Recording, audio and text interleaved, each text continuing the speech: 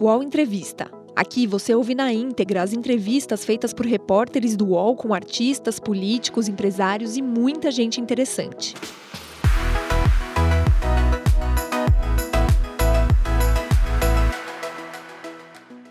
Primeiro, senador, obrigada pela entrevista, por falar com a gente agora.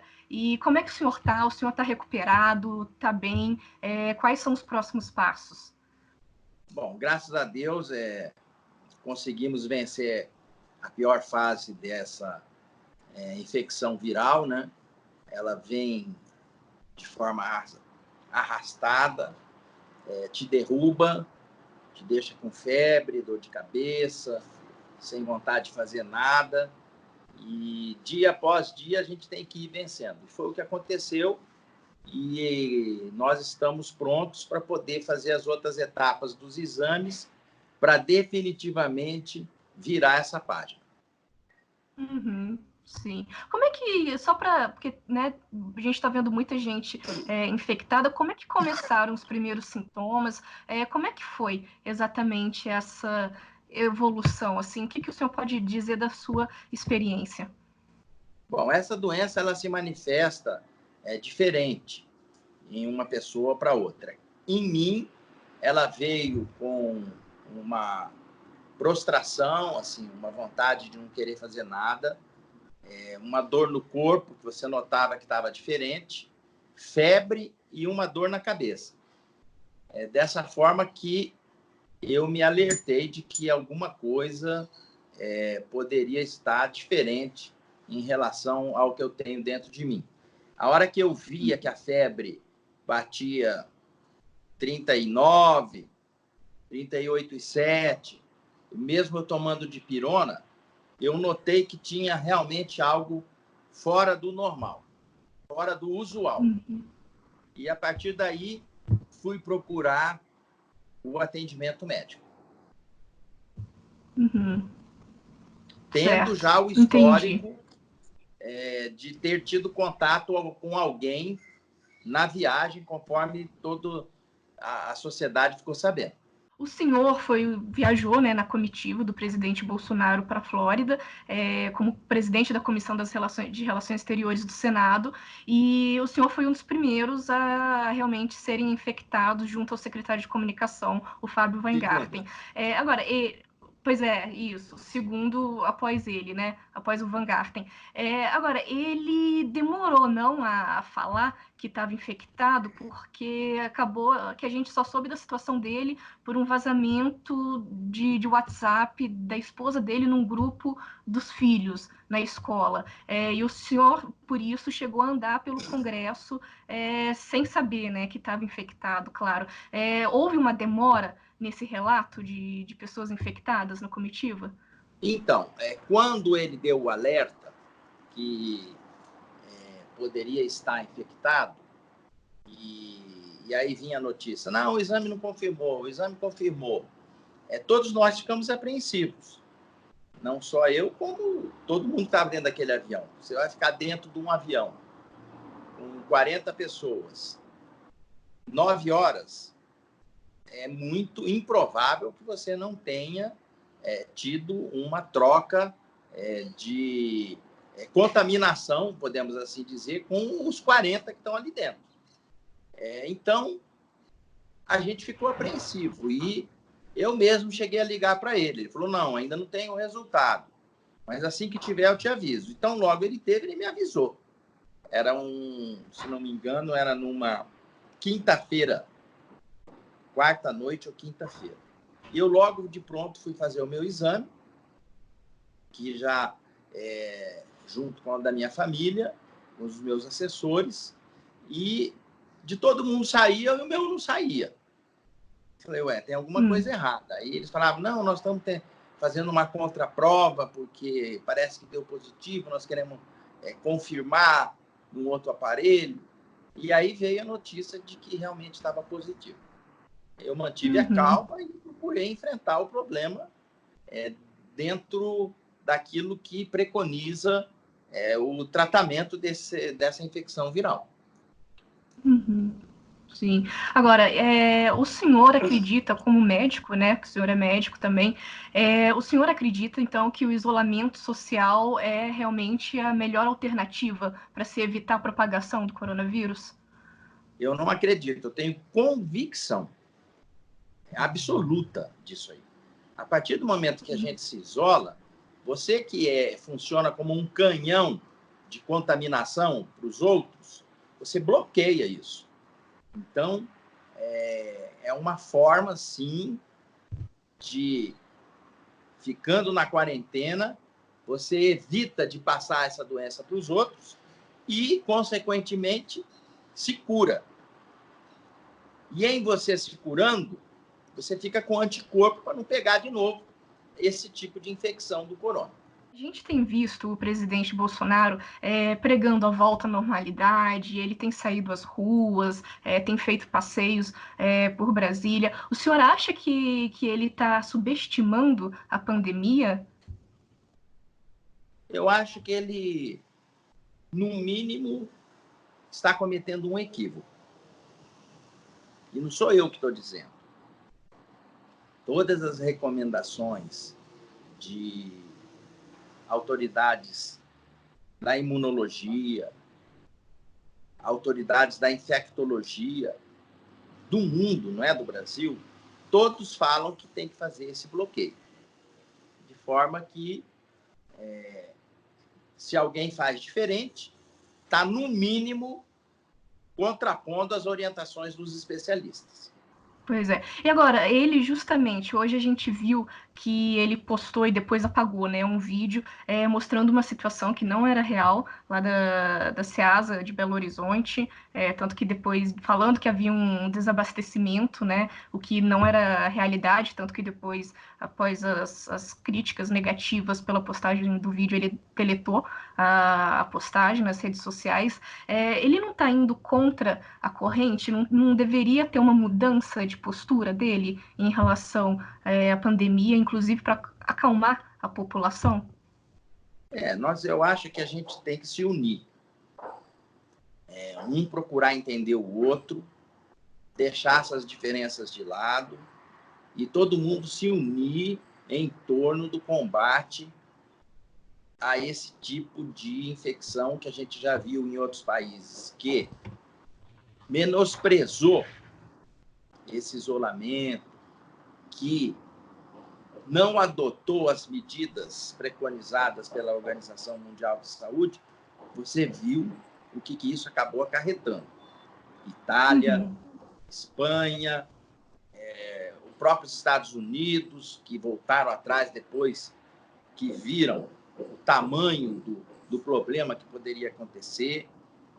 Então, muita calma nessa hora. É hora de se unir, deixar essas situações polêmicas para um outro momento e vamos, com esse bloqueio, tentar diminuir a infecção desse vírus no nosso país. Agora, o senhor, como né, já falei, é médico e o senhor também é primo do ministro da Saúde, né, o Luiz Henrique Mandetta. O próprio irmão do senhor, o atual prefeito, né, de Campo Grande, perdão, não é o prefeito, é o deputado, o Fábio Tradi, ele inclusive tem postado no Twitter declarações a favor de que o Mandetta renuncie, né, por causa de embates do Bolsonaro com as próprias orientações do Ministério da Saúde. Vou até ler um tweet aqui para contextualizar para o nosso ouvinte, para o nosso leitor. Abre aspas. Tencione, Mandetta, tencione em favor da ciência. Para sua biografia, ser demitido por ter sido fiel à medicina será razão de orgulho para você e para os brasileiros sensatos que amam o saber e a razão. Não desista de ser a voz científica nessa atmosfera terraplanista. Força. Ou seja, o seu irmão defende que o ministro, o primo de vocês, saia do cargo de ministro. O senhor também tem essa posição? O senhor também defende que o Mandetta saia? Não, eu acho que isso foi um momento de tensão que aconteceu. Estava todo mundo, ainda estão, né, abalados com toda essa situação, repercussões econômicas. repercussões de um futuro incerto, como que vai ser para pagar salário, como que vai ser o dia a dia das pessoas mais simples. Isso afeta a cabeça de quem está comandando. E o ministro da Saúde acabou se envolvendo nesse turbilhão. Mas ele tem uma responsabilidade devidamente flertada com a ciência, com a sociedade brasileira. O Mandetta não pode deixar para trás todo essa esperança que todos nós estamos tendo no ministério dele, na equipe técnica dele. Isso não sou eu que estou falando, você observa elogios por parte das maiores autoridades do Brasil relacionadas à questão da infectologia, da imunologia, de autoridades internacionais, procurando saber o que o Brasil está fazendo. Ou seja, o Mandetta ele tem um dever e uma missão muito maior do que qualquer intriga que possa haver entre esse ou aquele. Eu acho que ele soube superar isso, ele é uma pessoa habilidosa, se cercou da tecnologia, da ciência e passou por cima dessa situação. Eu acho que agora são outros ares que ele está respirando, inclusive diante da constatação de que ele está do lado da ciência, com o apoio de gente muito forte do próprio governo, inclusive do próprio presidente, que agora a gente observa que já veio a uma neutralidade em relação a essa questão que o Mandetta sempre defendeu. Pois é. Agora ele vem comentando alguma coisa com o senhor? A Mandetta, sequela que isso vai gerar no futuro, nunca se sabe, né? Se esse sapo que o presidente teve que engolir em função de toda essa batalha, se isso será digerido ou se lá na frente essa questão vai ser exaurida com a demissão dele. Então, a gente só o futuro vai poder saber. O senhor acha, então, que pode ser que depois ele saia, que ele seja demitido ou que ele mesmo peça demissão? Também acha que tem essa possibilidade? Acho que ele não deve pedir demissão. Eu acho que o Mandetta tem que se portar da forma como ele está se portando. Ele está diante de uma batalha, de uma guerra, e quando a gente está numa peleia dessa, a gente tem que ter foco, como ele mesmo disse, e foco de vencer a batalha. Depois que ele vencer a batalha e as coisas estiverem normais, é uma outra história, é um outro cenário. E agora, o que eu ia chegar também é que um outro irmão do senhor é prefeito também de Campo Grande, né? O senhor mesmo também já foi prefeito da capital. O presidente Bolsonaro tem criticado atitudes de governadores e de prefeitos em relação à imposição do isolamento social, de se limitar às aulas, né, nas redes públicas, também particulares, fechar comércio. Como é que o senhor enxerga esse embate entre o presidente, governadores e prefeitos? Porque os prefeitos e os governadores estão tentando minimizar, né, a pandemia nas cidades. Mas como é que o senhor enxerga essa briga e como é que pode ficar no futuro a relação entre os prefeitos, governadores, já com o presidente, que não andava muito boa nessa relação? Bom, primeiro, o prefeito Marquinhos Trade, de Campo Grande, ele não tirou essas medidas que ele implantou lá da cabeça dele. Existe por detrás de toda essa situação conceitos e doutrinas preconizadas pela Frente Nacional de Prefeitos, que congrega as grandes prefeituras do Brasil, das capitais e de cidades acima de 500 mil habitantes, da Confederação Nacional dos Municípios, ou seja, ele está aparado, ele está referendado pelo colegiado que está colocando aos prefeitos as opções que existem cientificamente para o enfrentamento nas suas respectivas cidades. Eu posso dizer para você o seguinte: lá em Campo Grande, com tudo isso que o prefeito Marquinhos fez, a letalidade dessa doença ainda não foi inaugurada. Graças a Deus não morreu ninguém na nossa capital. Essa questão do mais humilde, mais carente, um segmento que o prefeito Marquinhos sempre foi muito próximo nas suas ações políticas, desde vereador, deputado estadual. O que ele tem feito? Ele tem pego a merenda escolar, que já estava comprada, que já estava organizada, e tem ido distribuir nos bairros mais carentes da cidade, justamente para poder dar o amparo necessário àquele que mais precisa. Então, ele está fazendo a parte dele. E nada fora de um conceito individual que poderá ser interpretado lá na frente como sendo o prefeito tirou isso da cabeça dele. Não. Poderá ter consequência em função desse aperto que ele está dando lá, com a economia baixando, com a arrecadação baixando, com problemas na grade escolar? Poderá. Agora, o que pode não ser superado diante de uma estatística que hoje, e que eu espero que aconteça no futuro, possa perdurar, ou seja, não morreu ninguém. Isso tem preço? Então, eu digo para você, ele está tomando as atitudes corajosas de quem tem a responsabilidade de conduzir uma cidade de 1 milhão de habitantes como Campo Grande. Pois é. E como é que fica essa relação entre os prefeitos, governadores com o presidente? Olha, isso é um exercício. Pode ter tido um abalo agora, deverá ser retomado o exercício desse relacionamento. Eu me lembro, quando eu era prefeito, isso era sempre cultivado pelos presidentes com os quais eu passei, e eu acho que precisa ser também pelo Palácio do Planalto, até porque é a base estrutural que mantém o contato epidérmico com o eleitor.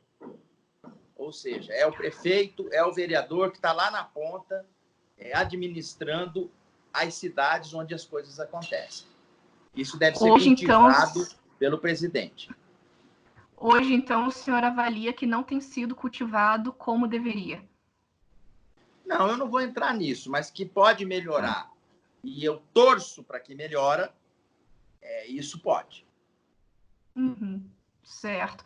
E agora, também ainda, o senhor é do Mato Grosso do Sul, né, claro, e aí Mato Grosso do Sul é um estado fundamental para a agropecuária brasileira. A gente não tem visto desabastecimento nos mercados, mas como é que pode afetar o setor, tanto nas exportações quanto também no consumo interno? Olha, eu digo o seguinte, qualquer análise que se faça agora, ou qualquer projeção, na minha avaliação, ela é meramente uma possibilidade que pode acontecer. Eu acho que a gente tem que esperar, não sofrer por antecipação, procurar se organizar com planejamentos em situações de queda de safra, em situações de queda de exportação, para que a gente possa fazer frente a toda essa história que com certeza acontecerá no futuro. O que, se eu fosse o gestor, eu observaria? Essa doença aconteceu em outros países na nossa frente. E lá, os impactos e as consequências dela estão começando a aparecer. Porque na China, isso começou a acontecer em novembro, dezembro. Bem lá atrás do que começou a acontecer a nossa. Vamos nos mirar nas reações que esses países estão tendo no sentido de diminuir esse impacto. Nós temos esse privilégio dessa doença ter chegado aqui um pouco mais tarde do que chegou em outros lugares. Uhum. Certo. Sim, é verdade. A gente ainda tem algumas semanas de análise, né, para ver o que está acontecendo nos outros países antes que a gente possivelmente chegue na mesma situação, né? Verdade. Agora, e em relação mais especificamente ao Senado agora, o senhor é presidente da Comissão de Relações Exteriores do Senado e durante a pandemia, algumas semanas atrás, um dos filhos do presidente, o deputado federal Eduardo Bolsonaro, ele culpou a China pela propagação do vírus e por ter sido possivelmente omissa, né, na divulgação dos casos já detectados lá no país. Como é que o senhor enxerga essas declarações? Como é que essas declarações podem afetar a diplomacia entre o Brasil e a China? A avaliação do senhor como presidente da Comissão de Relações Exteriores do Senado. Bom, ainda bem que isso foi superado, porque ela foi, assim, no mínimo, um pouco fora de propósito. Não precisaria daquilo. Está todo mundo aí assustado, está todo mundo sofrendo com uma situação dessa natureza. Milhares e milhares de mortos, pessoas perdendo a vida, e você inerte sem poder fazer nada. Então, eu acho que isso, ainda bem, foi corrigido a tempo. Essa questão foi devidamente reparada por parte das autoridades brasileiras. O próprio presidente ligou para o presidente da China e eu acho que isso é uma página virada. Um último assunto em relação ao Senado. O Senado aprovou, antes de ontem, um auxílio, né, de R$ 600 para trabalhadores informais, autônomos, que serão afetados durante essa crise do coronavírus por não terem como sair às ruas e trabalhar, como no dia a dia. Agora, R$ 600 é suficiente? O que mais pode ser feito para auxiliar esses trabalhadores nesse período? Bom, essa foi uma medida muito acertada, que teve, da parte do Congresso, a sensibilidade para ser aprovada rápida. O presidente parece que ia sancionar hoje, estabelecer critérios para poder fazer esse repasse e, com isso, minimizar o sofrimento daquele que mais precisa ser minimizado. A gente tem que ter esse olhar, tem que ter essa visão, justamente para poder entender que essa é uma situação que não escolheu esse ou aquele para poder afetar. Afetou todo mundo, e aquele que é um pouco mais forte, que é o governo federal, tem que estender a mão para aquele mais fraco, que são essas pessoas. Uhum. Agora, e o que o Congresso pode fazer mais? Por exemplo, o senhor é a favor de que parte do fundão eleitoral, de que os próprios salários dos parlamentares sejam reduzidos para contribuir para o pagamento dos trabalhadores? As alternativas para minimizar essa consequência, cada dia vem uma ideia diferente. Eu li artigos de confisco de bens do tráfico, eu vi artigos de confisco desse recurso que foi recuperado da Operação Lava Jato, eu vi também em relação aos salários dos poderes. Então, eu penso, sim, são etapas que a gente tem que ir vencendo o debate, vendo realmente a necessidade de como que está se portando determinadas classes mais carentes na nossa sociedade e procurar suprir isso para a gente poder dar a essas pessoas um pouco mais de conforto e diminuir para elas as dificuldades. Agora, em relação à redução de salário nos 3 poderes, o senhor é a favor? Se chegar num ponto de uma situação em que isso vai se fazer necessário para poder compensar aquele que mais precisa, eu não tenho nenhum problema de dar a minha contribuição. Senador, muito obrigada pela entrevista.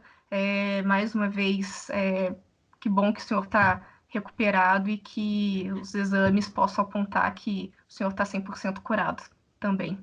Obrigado. Obrigado, Luciana. Um abraço a você e parabéns pelo seu trabalho.